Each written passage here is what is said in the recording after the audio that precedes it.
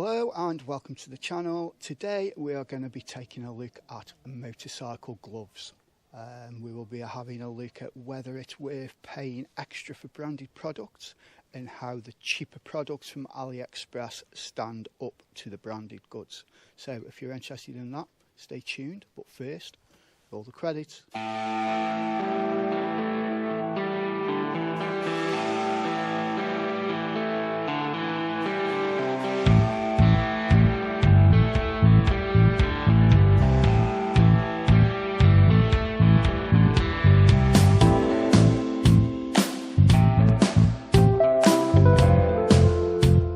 Okay, welcome back. Now, first of all, little disclaimer, I'm not a professional, I don't have a shop, I don't sell gloves or anything like that. These are all just gloves that I've gone and bought for my own personal use. I'm not affiliated to them, I don't get a kickback in any way at all. So, all the gloves we're looking at today are my own personal gloves. I've used them for quite a while, some are longer than others. There's going to be a selection of gloves from, as I said, cheap gloves from AliExpress to branded gloves such as Triumph. We're going to be looking at summer gloves, mid-season gloves, waterproof gloves and heated gloves, and we'll have a look what the differences are. So, let's get right into it, and we're going to start with these. The Triumph branded gloves. Okay, so the Triumph mono flag glove. I would say, in my opinion, that these are a summer glove. They don't have a lot of insulation inside. Let's start with the quality of the construction. So as you can see, all the stitching, double stitched, very, very neat. A really nice finish on the stitching. We have the pre-curved fingers with the zigzag stitching so that when you put them in, your hand naturally fits in that position just to go round the handlebar of the bike. On the back of the glove across the knuckles, there's no hard insert here.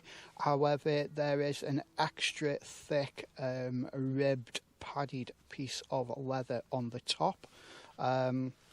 Again, on the side of the hand, you've got an extra padded piece and an extra padded piece across the inside of the palm of the hand. You have the obligatory wrist cincher, which is just a Velcro tab that you pull round so that will prevent the glove from being ripped off as you drag along the floor. The one thing that I will say about this glove is that the fingers at the end, it's something that I get in a lot of gloves, and I don't know whether it's just with the shape of my hands or whether it's with the glove in general. I find that Oxford gloves are really bad for it, for the fitting on my hand is. When you look, the fingers, I mean, look at that. And the problem with that is that it doesn't make the gloves very good for tactile feedback. So when you're actually pressing buttons and switches on your handlebars, it can be a little bit of a pain because of that, because the fingers are a little bit too long for my hands. You may find, obviously we're all different shapes and sizes, you may find that they fit you really well, but for me, I don't like that about the glove. The glove isn't a tight fitting glove either. I take a large glove, this is a large glove, and I've got plenty of room to move inside, so it is quite a comfy glove for me. I do like the detailing of the Union Jack on the back. I think that's really nifty, really nice finish. Overall, we'll take a look inside the glove. And inside the glove, as you can see,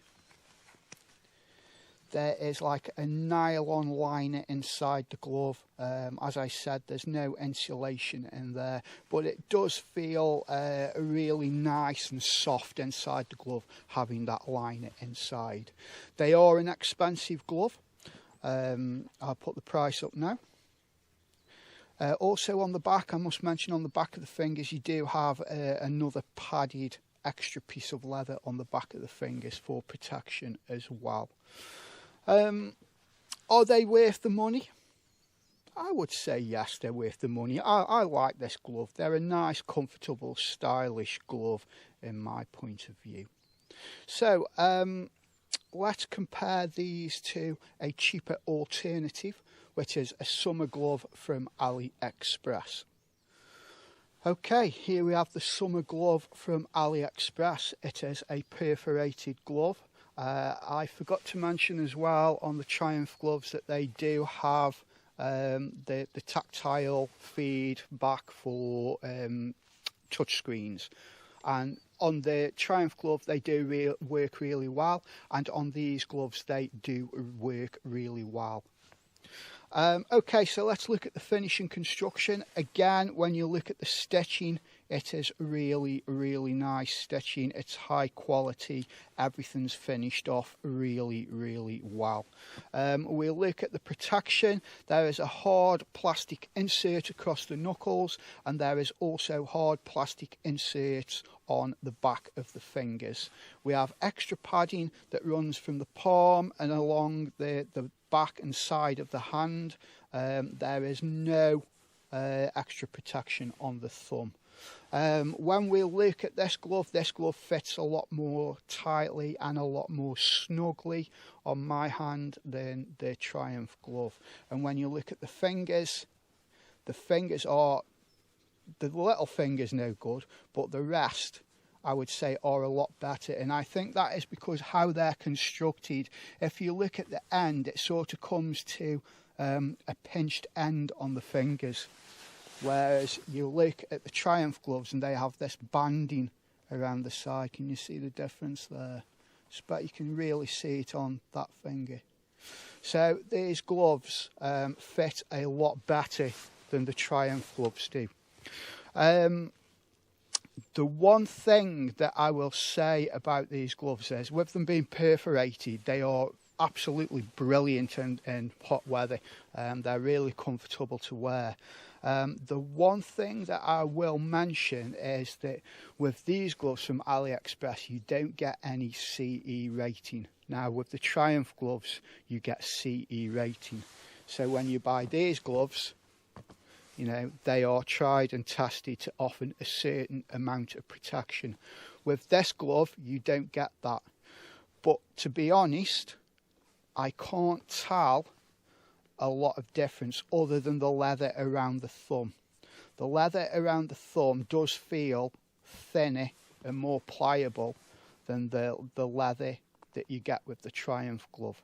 So I think these will obviously offer up more protection. But to be honest, there's not a lot in it. There really isn't. I know quite a bit about a leather.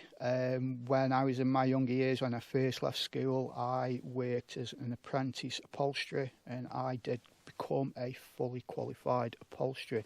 And I used to work a lot with leather.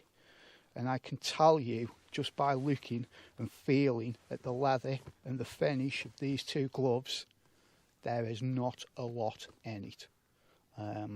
So the price difference between this glove and that glove, I don't really think you can justify it. When you buy this glove, you are buying it for the CE rating, peace of mind, and you are buying it for the brand. You know, it's a Triumph glove. You're buying it for the style, the brand, and you're buying into that whole ecosystem. If you're tight on money, I would recommend you get these gloves. Now, with the caveat that these aren't CE tested, I've never come off my bike, so I cannot say for sure that these gloves will protect you as good as the Triumph ones. However, from my experience in working in leather and looking at the construction of them and looking at the materials involved, I'd feel okay wearing these. I really would. But, you know, that is a choice that you have to make for yourself. Okay, let's take a look inside. And taking a look inside the glove, these are only partly lined. You have the nylon lining just the same as you did on the Triumph glove. You can see there, back to back. However, the thumb is just leather. And I have to say that the thumb leather they use is definitely a lot thinner and won't offer as much protection as this one. Okay, so let's go on to the next glove. Okay, next glove. We're now moving to mid-season towards winter. Me personally, I would say that these are a mid-season glove. They're not quite warm enough for me personally for the depths of winter with real cold riding. With Oxford, I really do like the Oxford brand. However, you have to be very careful because they aren't consistent with their products. You can buy one product from them that is really good, and then you buy another product from them that is really, really poor. I really like these gloves. They are one of the most comfortable fitting gloves that I've ever owned. Again, the fingers, they're not bad actually for Oxford. They on these, the little finger, but on all the gloves, to be fair, that I wear, the little finger's always too long. But these aren't too bad at all. You don't get touchscreen connectivity with these gloves. You get like a suede panel with extra padding on the outside of the hand, and you get this suede panel put here, which is really good for wiping your visor when you've got a wet visor. You get the obligatory Velcro strap for cinching it around the wrist to prevent the glove from coming off when you're sliding along the floor. The one thing that I don't like, I can see why they've done it. They've put this panel on which covers it, and in theory it's good. It does stop it from catching on other Velcro parts on your jacket, which is really good, but it does make it a pain in the neck when you've got both gloves on and you're trying to pull this flap because it gets in the way. And when you've got your other glove on, you know, without the glove on it's easy to lift it up, but with the glove on it can get in the way and it can be quite difficult to secure that flap. So it's a good idea, but for me it doesn't work. They are a long gauntlet that goes right up past the wrist. They say that they're waterproof. And I laugh because a lot of products by Oxford claim to be waterproof and they're not. These aren't too bad. In a light shower, you'll get, I don't know, 20 minutes, half an hour before the rain starts coming through. But for a touring glove, touring in the rain, I can tell you they aren't waterproof. They're just for light commuting, really. But again, they're really, really comfortable. You have this hard plastic protection across the knuckles, again, which is very comfortable. It doesn't dig into you. Some of these inserts, when they put them in the gloves, they can get uncomfortable and start rubbing against you on long rides, whereas these don't. They're really, really comfortable. The glove feels nice and padded, but not to the extent that it's too bulky. The palm, again, it's nice and padded, but you still get enough feedback through the handlebars when riding on the bike. So we'll take a look inside.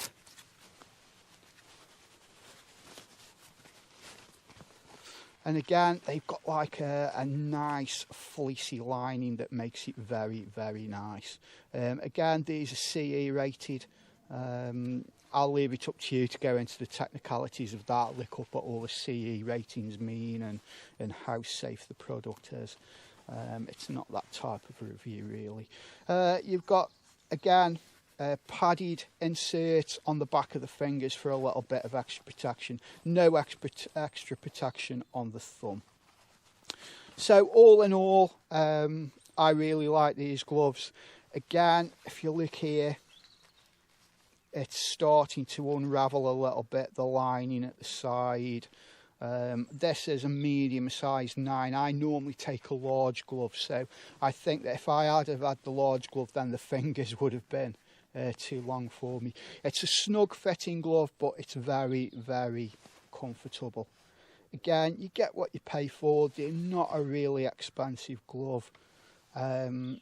Are they worth the money? I think for the money you pay for them, yeah, I think they are. I've had these gloves. I've used them for a full season now, or last year, and they've stood up pretty well, so I'm happy with them. Okay, on to the next glove. Okay, so now we're into the full winter glove, and these are the Gerbing heated XR gloves. Now, I cannot sing the praises of these gloves enough. These gloves are absolutely amazing. They do have a little caveat with that recommendation, is that the fitting of them, they are quite big. I take a large. I bought the medium originally, and the medium was too small for me. It was uncomfortable to wear. So I went for the large, and the large it's a comfortable glove to wear for a winter glove. But like all winter gloves, it's big, it's bulky. You can see the fingers are really long for me as well. Again, touchscreen compatibility with these, and they work really well with a touchscreen, as can be expected, because remember, these are a big chunky glove. So, you know, you're not going to be typing on any keyboard, but just for swiping left, right, opening applications, they're good for that. With this one, you get this visor. It's like a little rubber strip, a visor wipe, which works really, really well for clearing your visor. You get the hard insert on the back, and you get soft padded insert on the fingers. You also get, I think it's the scaphoid protector there, and you get a nice little padded insert there as well. You get the obligatory wrist cinch, Velcro strap, and you also get one at the top of the cuff to tighten it up around your jacket. This button here is for the heat, so 3 settings on the heat, and that is the electrical connection. As I said, they're a big glove. They're very, very roomy. I would have liked a half size, you know, somewhere in between the medium and the large, because it's a really big step in either direction. You know, most gloves, you get the medium, you get the large, but the step in these, it's almost like going from a medium to an extra large for me on the way that it fits my hands. So, taking a look inside. Again, nice fleecy liner inside. It is really, really nice. The one thing that I will say in defence of Gerbing, they do recommend that you wear a silk liner glove with these, because with them being a heated glove, the silk liner just distributes the heat around your hand and holds the heat in and just makes them warmer to wear. So I think that's why they may have gone a little bit bigger with their large size, because once I put a silk liner in these, they fit really nice and really snugly, not too tight, just right. So I think that may be the reasoning around it. But looking at the construction of the glove, it's good, durable, thick leather. You've got these padded parts on the inside of the palm, but you still get enough feedback through the handlebars with them, and all the stitching is really, really nice. It's all double stitched. It's really well finished. So all in all, these are one of the best pair of gloves that I've ever owned. I have paid the money for them. They are waterproof, and I have to say that they are really, really waterproof. On one of my videos, I wore these for a weekend's touring, going around the Mall of Kintyre, and it rained constantly, and I mean torrential rain. And the thing with these gloves, because they're leather, they do wet out eventually. The leather does soak up the water. However, whatever liner they've got in here, it doesn't let the water through. So it's a weird sensation, because when you take the gloves off and you're handling the glove, it feels absolutely sodden and waterlogged. But when you feel inside, they're perfectly dry. So yeah, a very, very good, high quality item. Highly recommended, these gloves for winter riding. And obviously with having the electric heating in them, they're just amazing. Anybody who's never tried quality heated gloves, you know, and you think they're too much of a faff, if you do a lot of riding in winter over long distances, I tell you, once you've tried them, you will never go back. You will be like, why didn't I get these years ago? So yeah, high quality glove. So there we have the selection of gloves. We have the full on winter, we have the sort of mid-season, and then we have, you know, the selection of summer gloves. Massive price difference between these two here and these two here. So it all depends how much you can afford, you know, what you're in the market for, and it all depends on what type of riding you do, whether you're just a casual Sunday rider, you know, short commuter rider, or whether you're into your long distance touring, and whether you actually ride all year round. And I suppose all those things have to be taken into consideration. The one thing that I will say is, obviously, as with all my videos, do not just take my word for any product or anybody else's word for any product, because we're all different shapes and sizes. You need to go out and try these gloves on and see what fits you, because, you know, what fits me might not fit you.